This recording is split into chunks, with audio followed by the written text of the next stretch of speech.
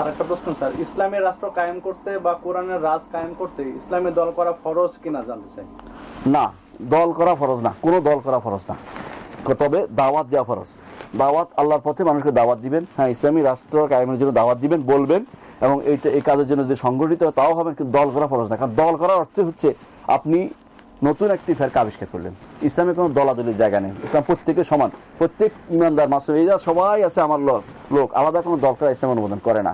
এই জন্য যারা আলাদা দল করবে বা ইন্নাহুম আলা তাসিস দলালা, ইবনে সিরিন বলছেন তারা একটি পথভ্রষ্টতার পথ রচনা করতেছে।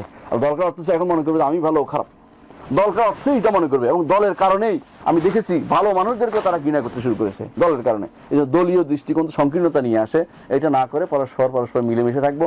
যারা দাওয়াত দেওয়ার জন্য যদি কোনো একত্রিত হয়ে কাজ করতে হয় সেটা করা যাবে, কিন্তু দাওয়াতের কি হতে হবে, এটার উপরে নির্ভর করতে পারবে না। পরস্পর ভালোবাসা এবং ঘৃণা এটা নির্ভর করবে না। যখনই ভালোবাসা এবং ঘৃণা এটার সাথে নির্ভর করবে যে আমার সাথে যেহেতু আসে নাই সে খারাপ, তাহলে মনে করবেন যে এই দল জায়েজ না, এই সংগঠন জায়েজ না তখন।